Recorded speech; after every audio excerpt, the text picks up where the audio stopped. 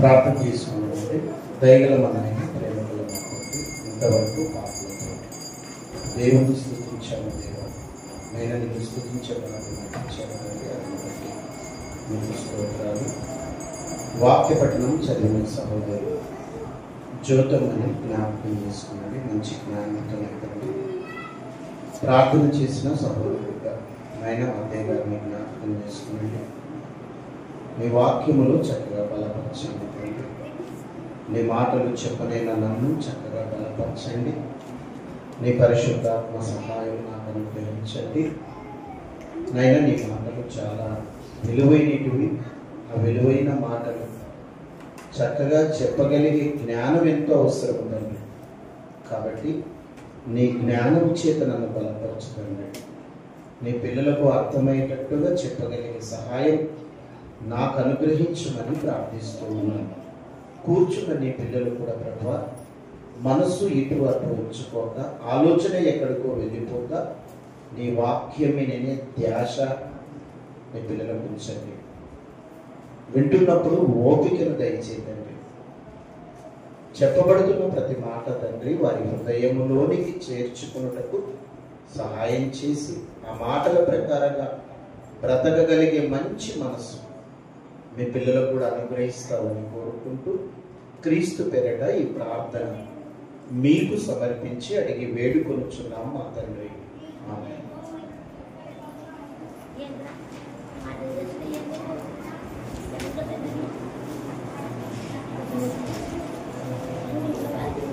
మంచిది. ప్రభునందు ప్రియమైనటువంటి దేవుని వాళ్ళరా, ఇంతవరకు పాటలతో దేవుని స్తుతించి దేవుని మహిమపరిచి ఉన్నాము. వాక్య పఠనము చదివి వినిపించినటువంటి సహోదరి జ్యోతమ్మని ప్రార్థించినటువంటి మత్తయ్య గారికి వందనాలు తెలియజేస్తూ ఉన్నాను. అలాగే వాక్యాన్ని వినడానికి వచ్చిన మీ అందరికీ కూడా మన ప్రభు అయిన యేసు క్రీస్తు నామంలో వందనాలు తెలియజేసుకున్నానండి. మీకు అందరికీ వందనాలు. ఈరోజు మనం నేర్చుకోవాల్సినటువంటి దేవుని మాటలు ఏంటంటే, దయచేసి జాగ్రత్తగా వినడమా దేవుని మాటలు వినేటప్పుడు. ఎందుకంటే లోకములో మరి ఎన్నిటిలో మనం చూస్తూ ఉన్నాము. మనకున్న విశ్వాసం బలహీన పడిపోకుండా ఉండాలి అంటే దేవుని సన్నిధికి వచ్చి దేవుని మాటలు ఎంత నేర్చుకుంటే అంత బలపడే అవకాశం మనకు ఉంటుంది. కాబట్టి జాగ్రత్తగా దేవుని మాటలు వినడానికి సిద్ధపడండి. దయచేసి మనసును ఎటువంటి ఉంచుకోక, ఎక్కడో ఆలోచనల వైపు వెళ్ళిపోక, చెప్పబడుతున్న ఆ మాటలను హృదయంలోనికి చేర్చుకోవడానికి ప్రయత్నం చేయండి. జాగ్రత్తగా వినండి దయచేసి. పిల్లలను మీ స్వాధీనంలో ఉంచుకోవడమా, అటు ఇటు ఉంచి తిరగనియకండి.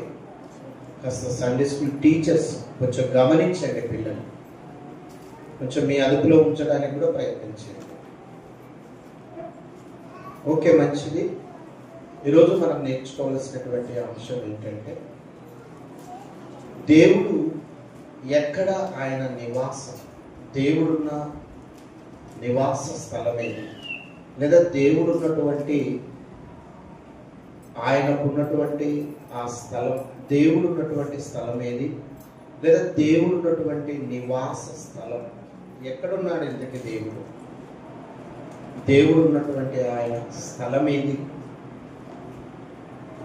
అన్నది మనం తెలుసుకోవడానికి ప్రయత్నం చేయాలి. దేవుడు ఎక్కడ ఉన్నాడు, ఆయన నివాస స్థలము ఏది? ప్రభునందు ప్రియ దేవుని వాళ్ళరా, ఇప్పటికే చాలా విషయాలు మనం నేర్చుకున్నాము. దేవుడు నిజంగా ఎక్కడున్నాడు, ఎక్కడ ఉన్నాడు అంటే మనందరం చెప్పగలుగుతాము, ఆయన పరలోకంలో ఉన్నాడు. దేవుడు ఎక్కడున్నాడము? పరలోకంలో ఉన్నాడు. బయటికి వెళితే ఆకాశం కనపడుతుంది, ఆకాశము,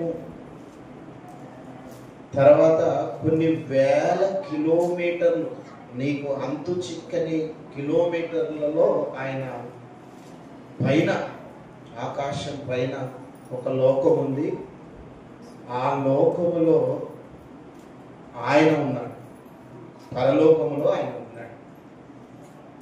ఆయన ఎలా ఉన్నాడు? నిజంగా పరలోకములో ఎలాంటి స్థితిలో ఆయన ఉన్నాడు అనడానికి దేవుని యొక్క వాక్యాధారంతో మనం చూడడానికి ప్రయత్నం చేద్దాం. దేవుని యొక్క నివాస స్థలం ఎక్కడుంది అంటే పరలోకంలో ఉంది. చూడండి ఒకసారి, తిమోతికి రాస్తూ అపోస్తలుడైన పౌలు తిమోతికి రాసినటువంటి మొదటి పత్రిక 6వ అధ్యాయము 16వ వచనం. 6వ అధ్యాయము 16వ వచనం. సమీపింపరాని తేజస్సులో ఆయన మాత్రమే వసించుచు అమరత్వము గలవాడై సమీపింపరాని తేజస్సులో ఉన్నాడంట. ఆయన పరలోకములో ఆయన ఎలా ఉన్నాడు అంటే సమీపింపరాని తేజస్సులో ఉన్నాడు. తేజస్సు అంటే వెలుగు. తేజస్సు అంటే వెలుగు. దేవుడు పరలోకంలో ఎక్కడున్నాడంటే వెలుగులో ఉన్నాడు. ఆయన సమీపింపరాని తేజస్సు అంటే ఎవరు సమీపింపలేరు ఆయన వెలుగుని చూడడానికి. ఆయనను చూడలేరు ఎవరు కూడా, అంత వెలుగుంటది. నీ కంటిలో నీ కన్ను సరిపోదన్నమాట. ఆయనను చూసే ఆ వెలుగు నీ కన్ను జీర్ణించుకోలేదన్నమాట. ఎవరు చూడలేదు ఆయనని. తెలుసా మీకు ఇది? అదేంటి రాత్రి నాకు కనపడినాడు దేవుడు అంటారేంటి? నీకు కనబడేంత చిన్నవాడు కాదు ఆయన. ఆయన వెలుగులో ఉన్నాడు. ఆ వెలుగే నువ్వు చూడలేవు. ఆ వెలుగే నువ్వు చూడలేవు. ఇంకా ఆయన్ని ఎప్పుడు చూడాలి? మరి నాతో మాట్లాడుతున్నాడు, రాత్రి నా ఇంట్లో వచ్చినాడు. ఇవన్నీ కట్టుకథలు. ఇవన్నీ ఏంటి? ఇవన్నీ బైబిల్లో లేని మాటలు మాట్లాడుతూ ఉంటారు. దేవుడు పరలోకములో ఉన్నాడు. ఆయన సమీపింపరాని తేజస్సులో ఉన్నాడు. సమీపింపరాని తేజస్సు అంటే మనము ఎవరము కూడా వెళ్ళలేని స్థితిలో, సమీపింపరాని అంటే నువ్వు నీ కంటితో చూడలేనంత స్థితిలో ఆయన ఉన్నాడు. ఆయన గొప్పవాడు. 3 లోకాలను ఏలుతున్నటువంటి మహా చక్రవర్తి ఆయన. పరలోకము, భూలోకము, పాతాళ లోకాన్ని ఏలుతున్నటువంటి మహా చక్రవర్తి. అంత గొప్పవాడై ఉన్న ఆయన ఆకాశంలో, పరలోకములో ఆయన సమీపింపరాని తేజస్సులో ఆయన ఉన్నాడు. అంటే వెలుగులో ఉన్నాడు, వెలుగుతూ ఉన్నాడు. వెలుగులో ఉండి వెలుగుతూ ఉన్నాడు. ఇంకా చూడండి, యాకోబు రాసినటువంటి పత్రిక 1వ అధ్యాయం 16-17. యాకోబు గారు కూడా మాట్లాడుతున్నాడు. దేవుడు ఎక్కడున్నాడు, ఎలా ఉన్నాడు అని చెప్తున్నాడు. ఆయన కూడా, నా ప్రియ సహోదరులారా, మోసపోకుడి, శ్రేష్టమైన ప్రతి ఈవియు, సంపూర్ణమైన ప్రతి వరమును, పర సంబంధమైనదై ఏదంటే జ్యోతిర్మయుడగు తండ్రి యొద్ద నుండి వచ్చును. ఆయన యందు ఏ చంచలత్వమునైనను గమన గమనముల వలను కలుగు ఏ ఛాయ అయినను లేదు. చాలమ్మా. చూడండి, ఆయన జ్యోతిర్మయుడు. అంటే జ్యోతి అంటే వెలుగు. ఈ జ్యోతి కాదు, వాక్యపట్నం చదివిన ఈ జ్యోతి కాదు. జ్యోతి అంటే వెలుగు. ఆయన వెలుగు, ఆయన వెలుగై ఉన్నాడు, వెలుగుతూ ఉన్నాడు. పరలోకములో ఆయన ఉన్నాడు. ఆయన నివాస స్థలం ఎక్కడుంది? ఎక్కడండి? ఏం చెప్పరు? వింటున్నారా? ధ్యాస ఎక్కడో ఉందా? ఆలోచన ఎక్కడో ఉందా? ఓ బాబు, ఆయన నివాస స్థలం ఎక్కడ? పరలోకం. ఎలా ఉన్నాడు ఆయన? సమీపింపరాని తేజస్సులో ఉన్నాడు, వెలుగుతూ ఉన్నాడు, వెలుగులో ఉన్నాడు. ఆయన ఎక్కడ ఉన్నాడు ఇప్పుడు? గట్టి చెప్పండి. Very good. ఆయన నివాస స్థలం ఏది? పరలోకం. ఇంకా కాస్త లోపలికి వెళ్ళి వాక్య ధ్యానంలోనికి మనం వెళితే, పాత నిబంధన గ్రంథములో ఆయన ఎక్కడున్నాడు, ఆయన నివాస స్థలం ఏదో, ఒకప్పుడు భక్తులకు ఎలా కనబడ్డాడో ఆ విషయాన్ని కాస్త ఆలోచన చేయడానికి ప్రయత్నం చేద్దాం. ఇప్పటి వరకు ఆయన పరలోకంలో ఉన్నాడు, సమీపింపరాని తేజస్సులో ఉన్నాడు, వెలుగుతూ ఉన్నాడు, వెలుగులో ఉన్నాడు. ఓకే. పాత నిబంధన గ్రంథంలోనికి వెళ్ళి ఆయన ఎక్కడున్నాడో, ఆయన నివాస స్థలం ఏదో ఒకసారి చూద్దాం. మీ చేతిలో ఉన్న బైబిల్ ఒకసారి ఓపెన్ చేసి చూడండి. దినవృత్తాంతముల గ్రంథం, దినవృత్తాంతములు 2వ గ్రంథం 6వ అధ్యాయం 1-2 వచ్చిన. అందరు తీయండమ్మా బాబు, చదవండి బాబు, పురుషులు ఒకసారి. అప్పుడు సొలొమోను ఇలాగు ప్రకటన చేశాడు. సొలొమోను ఇలాగు ప్రకటన అంటే సొలొమోను మాట్లాడుతున్నాడు. గాఢాంధకారమందు నేను నివాసము చేయుదునని యెహోవా సెలవిచ్చుచున్నాడు. చాలు బాబు. సొలొమోను గారు ఏమని మాట్లాడుతున్నాడు దేవుని గురించి? గాఢాంధకారములో నేను నివాసము చేయుచున్నానని యెహోవా సెలవిచ్చి ఉన్నాడు. సొలొమోను గారికి దేవుని యొక్క నివాసము ఎక్కడుందని తెలుసుకున్నాడు? గాఢాంధకారము. గాఢాంధకారము అంటే చీకటి ఉన్న ప్రదేశంలో దేవుడు ఉన్నాడు. అదేంటి? ఆయన వెలుగులో ఉన్నాడని తెలుసుకున్నాం. అవునా? ఆయన వెలుగుతూ ఉన్నాడని తెలుసుకున్నాం. సమీపింపరాని తేజస్సులో ఆయన నివాసం ఉంది అని అక్కడ రాయబడింది క్రొత్త నిబంధనలో. పాత నిబంధన గ్రంథంలో సొలొమోను గారు చూసిన నివాస స్థలం ఏది? గాఢాంధకారము అంటే చీకటి. చీకటి అంటే మామూలు చీకటి కాదు. గాఢాంధకారం అంటే ఆ చిమ్మ చీకటి, కటిక చీకటి, చిక్కటి చీకటి, చిక్కటి చీకటి. చూసినారా? చిక్కటి చీకటి. అసలు మనిషికి మనిషి కనబడని చీకటి, చిక్కటి చీకటి, చాలా గాఢాంధకారం, చాలా మొబ్బు, చాలా కనబడని ఆ గాఢాంధకారం. ఈ పదము రాయబడిందంటే అది చీకటి, మామూలు చీకటి కాదు. అది కటిక చీకటి, చిక్కటి చీకటిలో నివాసం చేస్తున్నాడు. మరి ఆయన ఉన్న స్థలం ఏది? అసలు వెలుగులో ఉన్నాడా, చీకటిలో ఉన్నాడా? మళ్ళీ చీకటిలో ఉన్నాడు అంటున్నాడు సొలొమోను గారు. చెప్పే తప్ప. ఇంకా కాస్త లోపలికి వెళ్ళి ఇంకా కొంతమంది భక్తులకు పాత నిబంధన గ్రంథంలో ఒకటి చెప్తే అర్థం కాదు, కొంచెం లోపలికి వెళ్ళి కాస్త ఆలోచన చేయాలి. అవునా? వింటున్నారా బాబు?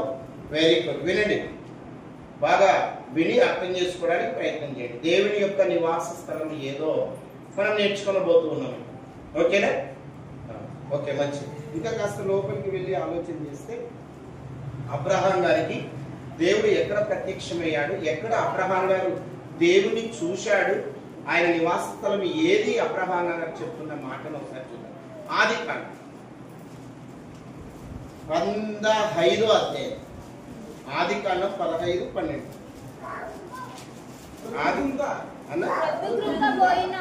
స్త్రీలు కొంచెం ఆపండము. కొంచెం గర్ల్స్ ఆపండి, పురుషులు చదవడానికి ప్రయత్నం చేద్దాం. ఎందుకంటే ఇంకా పూర్తిగా వెనకబడిపోతున్నారు. కొంచెం మీరు ఆల్రెడీ ఫస్ట్ లోనే ఉన్నారు, ఓకే మంచిది.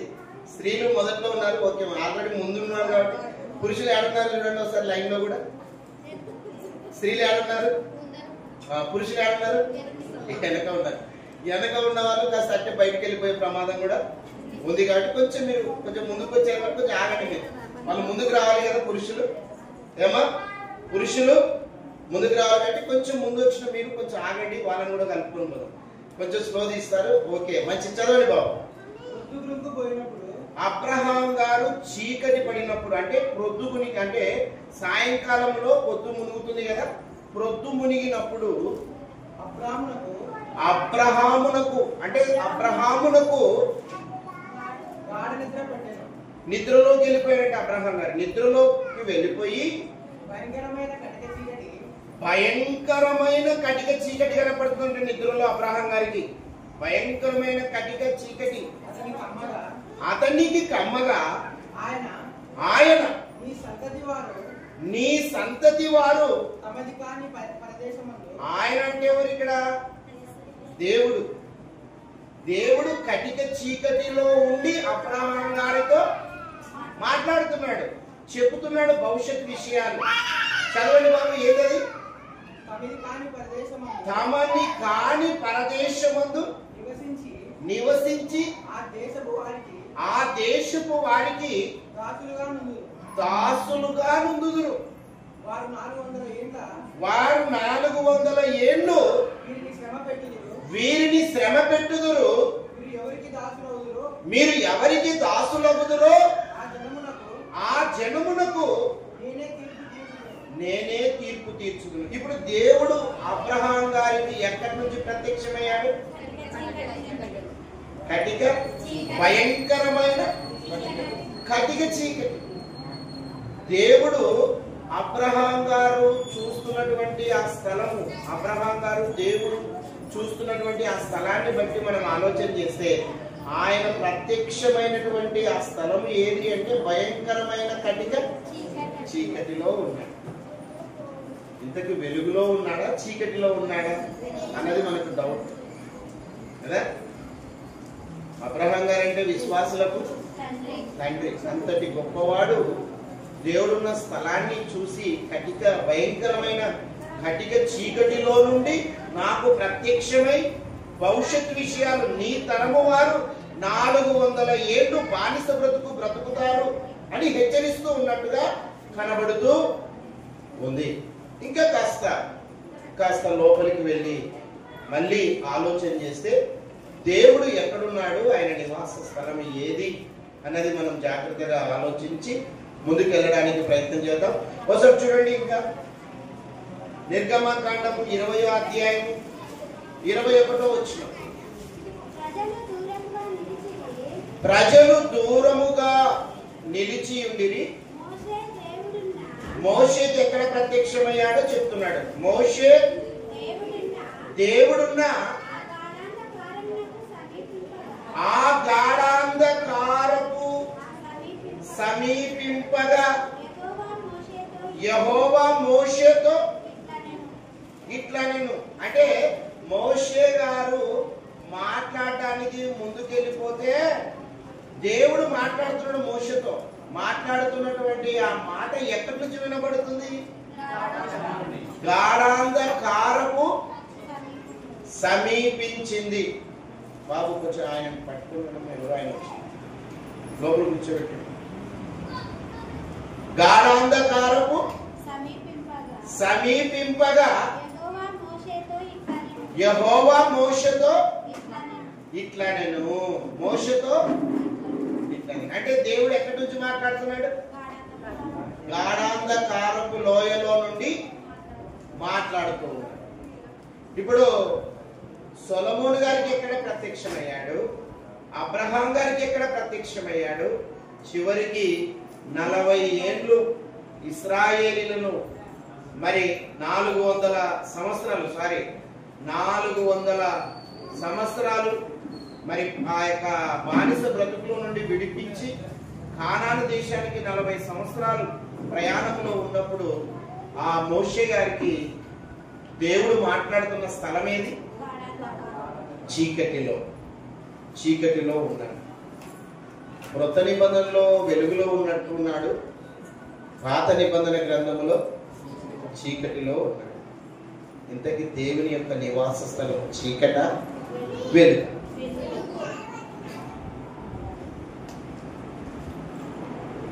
పాత నిబంధన గ్రంథంలో చీకటిలో కనపడుతున్నాడు, క్రొత్త నిబంధన గ్రంథంలో వెలుగులో కనపడుతున్నాడు. చీకటిలో ఎందుకున్నట్టు, వెలుగులోనికి ఎందుకు వచ్చినట్లు, ఇది కాస్త ఆలోచించవలసిన విషయం. తెలుసుకోవాలా వద్దా మనం? ఒక చీకటిలో ఉన్నాడు, సరే వెలుగులో ఉన్నాడు అనుకుంటున్నాం. వెలుగు కదా, వెలుగులే. ఎందుకంటే చీకటి అంటే కొంచెం పాపంతో కూడుకున్నది, వెలుగు అంటే పరిశుద్ధతతో కూడుకున్న పదము. అందుకే వెలుగులో ఉన్నాడంటే మంచిదిలే అనుకుంటున్నారా? అసలు ఎందుకు ఆయన అక్కడ ప్రత్యక్షమై కనబడవలసిన పరిస్థితి వచ్చింది? క్రొత్త నిబంధనలో వెలుగులో ఎందుకు ఆయన ప్రత్యక్షమయ్యాడు? ఇవి కాస్త లోపలికి వెళ్ళి ఆలోచిస్తే మనం కూడా చక్కగా బలపడే అవకాశం కూడా మనకు బాగా ఉంటుంది. కాబట్టి దేవుని యొక్క నివాస స్థలం చీకటిలోనా, వెలుగులోనా అన్నది కాస్త లోపలికి వెళ్ళి ఆలోచించడానికి ప్రయత్నం చేద్దాం. ఈ చీకటిలో దేవుడు ఎందుకు ప్రత్యక్షమయ్యాడు, ఎందుకు కనబడుతూ ఉన్నాడు అంటే,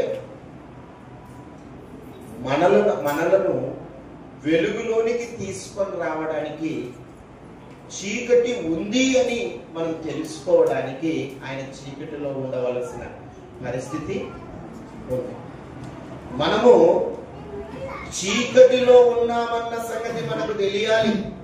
మనకు తెలియదు మనము నిజంగా చీకటిలో ఉన్నాము అన్న సంగతి మనకు తెలియదు. తెలియాలి అంటే ఆయన ఎక్కడుండాలి? చీకటిలో ఉండి ఆయన ప్రత్యక్షమై, ఇదిగో నేను చీకటిలో ఉన్నాను అని నువ్వు తెలుసుకొని, ఆయన ఎందుకు చీకటిలో ఉన్నాడు అని నీకు అర్థమైతే, ఆయన చీకటిలో ఉండి మనమందరము కూడా నిజంగా చీకటిలోనే ఉన్నవారము అని తెలపడానికి ఆయన చీకటిలో ఉన్నాడు. మనం ఎందుకు చీకటిలో ఉన్నాం? మనమందరము అటు పాత నిబంధన గ్రంథంలో కానీ, క్రొత్త నిబంధన గ్రంథంలో కానీ, ఇప్పుడు ఉన్నటువంటి మన పరిస్థితిలో కానీ మనం జాగ్రత్తగా ఆలోచిస్తే మనమందరము కూడా చీకటిలో ఉన్న వారమే. ఎప్పుడు అంటే పూర్వము దేవుని నమ్మని ఆ పరిస్థితిలో మనమందరూ కూడా చీకటిలో ఉన్నవారమే. చీకటిలో ఉన్నవారు. ఇప్పుడు చీకటిలో ఉన్న మనకు వెలుగు అవసరమా కాదా? అవసరమే.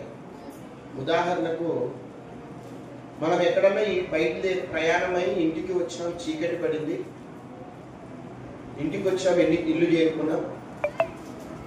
ఇల్లు చేరుకున్న వెంటనే లాకు తెరిచి లోపలికి అంత చీకటి ఉంది, ఇంటిలో లోపల అంత చీకటి ఉంది. వెంటనే మనం ఏం చేస్తాం? లైట్ ఆన్ చేస్తాం. అంటే చీకటి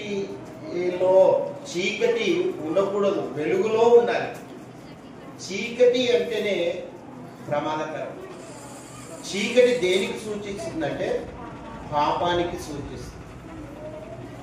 చీకటిలో ఎక్కువ పాపమే జరుగుతుంది. చీకటిలో ఏం జరుగుతుంది?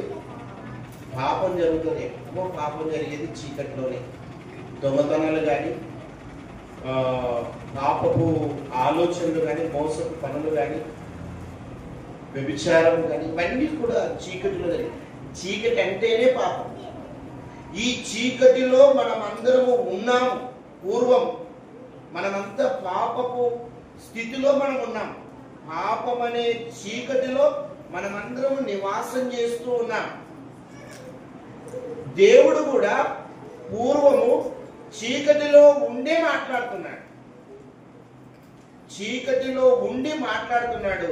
నిన్ను వెలుగులోనికి నడిపించడానికి ఆయన ప్రయత్నము చేస్తూ ఉన్నాడు. చీకటిలో ఉన్న మనలను వెలుగులోనికి తీసుకొని రావడానికి ఆయన చీకటిలో ప్రత్యక్షము కావాల్సిన పరిస్థితి వచ్చింది. నిజంగా మనం పూర్వం చీకటిలో ఉన్న వాళ్ళమేనా అని ఒకవేళ మనకు డౌట్ ఉంటే బైబిల్లో చాలా రెఫరెన్స్లు మనకు దేవుడు రాయించి పెట్టాడు. ఒకసారి చూడండి, మనము చీకటిలో ఉన్నవారమని స్పష్టంగా దేవుడు తన గ్రంథంలో రాయించాడు. ఎఫెసీయులకు రాసినటువంటి పత్రిక 5వ అధ్యాయం 8వ వచనం. ఎఫెసీ 5:8. మీరు అంటే అక్కడ ఎవరు? ఎఫెసీలో ఉన్న సంఘస్థులు దేవుని నమ్మిన తర్వాత మీరు పూర్వము అంటే గతంలో మీరు ఎక్కడున్నవారంట? ఏనా? చీకటి అయి ఉంటుంది. చూసారా, చీకటి అయి ఉన్నారు మీరు. అంటే పూర్వం అంటే దేవుని నమ్మనప్పుడు, పూర్వము అంటే ఇంకా నీవు దేవుని సన్నిధికి రానప్పుడు, పూర్వము అంటే ఇంకా లోకములో ఉన్నప్పుడు, లోకములో ఉన్న వారందరూ చీకటిలో ఉన్న వారితో సమానం. ఇప్పుడు నీవు చీకటిలో ఉన్న నీవు ఏం చేయబడ్డావు? ఇప్పుడైతే ప్రభువునందు వెలుగై ఉన్నారు. ఇప్పుడైతే మీరు వెలుగులోనికి వచ్చారు అని అర్థం. పూర్వం మనం ఎక్కడున్న వాళ్ళం? చీకటిలో ఉన్నాం. దేవుడు కూడా పూర్వం ఎక్కడ కనపడుతున్నాడు? చీకటిలోనే కనపడుతున్నాడు. అంటే చీకటిలో ఉన్న వారికి వెలుగు అవసరమా కాదా? అవసరమే. రోగంతో ఉన్న వారికి డాక్టర్ ఎంత అవసరమో, రోగంతో ఉన్న వారికి డాక్టర్ అవసరమా? రోగంతో ఉన్న వారికి, ఆరోగ్యంగా ఉన్న వారికి డాక్టర్ అవసరమా? రోగంతో ఉన్న వారికి డాక్టర్ అవసరమా? రోగంతో ఉన్న వారికి డాక్టర్ అవసరం, ఆరోగ్యంగా ఉన్న వారికి డాక్టర్ అవసరం లేదు. ఇప్పుడు రోగం అని, పాపం అనే రోగముతో మనం ఉన్నాం పూర్వం. ఇప్పుడు మనకు డాక్టర్ అనే వైద్యుడు దేవుడు మనకు అవసరం కనుక ఆయన మనకు అవసరం. ఎందుకంటే మనలో ఉన్నటువంటి చీకటిని పారద్రోలాలి, చీకటిని తీసివేయాలి. ఇంకా చూడండి, పేతురు రాసినటువంటి 2వ పత్రిక 1వ అధ్యాయం 19వ వచనం.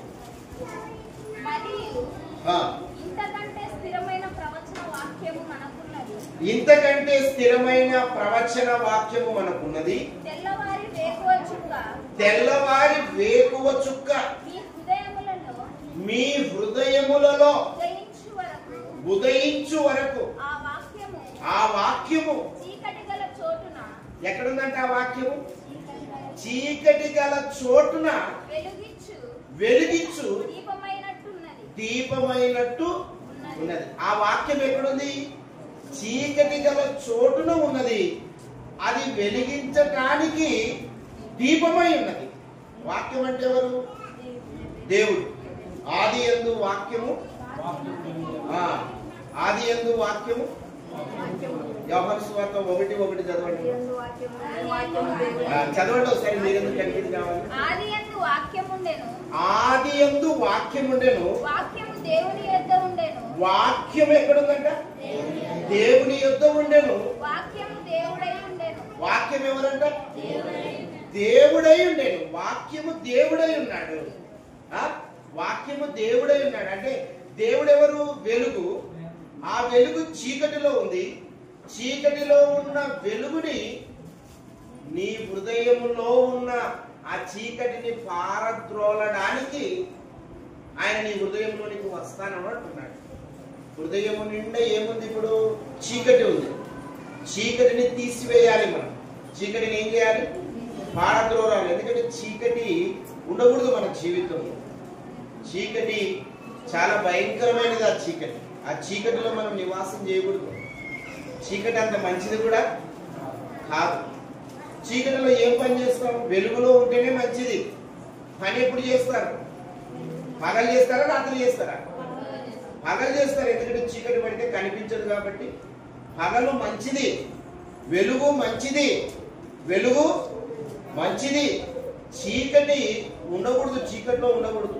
అందుకే నీవు చీకటిలో ఉన్న నిన్ను వెలిగించడానికి దీపమై ఉంది వాక్యం. దీపమై ఉంది వాక్యం. వాక్యము దేవుడు. దేవుడు నిన్ను వెలిగించాలని ఆయన ఇష్టపడుతున్నాడు. ఎలా వెలిగించాడు ఆయన చీకటిని? ఎలా నీ హృదయములో ఉన్న చీకటిని పారద్రోలాన్ని ఎలా పారద్రోలాడు ఆయన అంటే, కొంచెం చూడండి, రోమిలకు రాసినటువంటి పత్రిక 1:22లో కూడా నీ హృదయము చీకటిలో ఉన్నది అని చెప్తున్నాడు. వారి అవివేక హృదయము మాయమాయను. వారి హృదయము అంటే మనుషుల హృదయము చీకటిలో, అంధకారము అంటే చీకటే, అంధకారం అంటే చీకటే, చీకటిలో ఉంది. మీరు అంటే హృదయము, మీ హృదయము, మీ ఆలోచనలు, మీ తలంపులు అంత చీకటి అనే పాపములో మీరు నివాసము చేస్తూ ఉన్నారు. దాని అర్థం జ్ఞానులమని చెప్పుకొనుచు బుద్ధిహీనులైరి. ఇప్పుడు మన హృదయములో చీకటి ఉంది. ఈ చీకటిని పారద్రోలితే వెలుగొచ్చేస్తే వెలుగులో దేవుడు ఉండాలని ఇష్టపడదు. వెలుగులో ఉండాలని దేవుడు ఇష్టపడదు. మీ ఆలోచన అంతా బయట ఉన్నట్టుంది కదా. ఈ కేశకన్న ఎందుకు సండే పూట పెడతారో పాపం.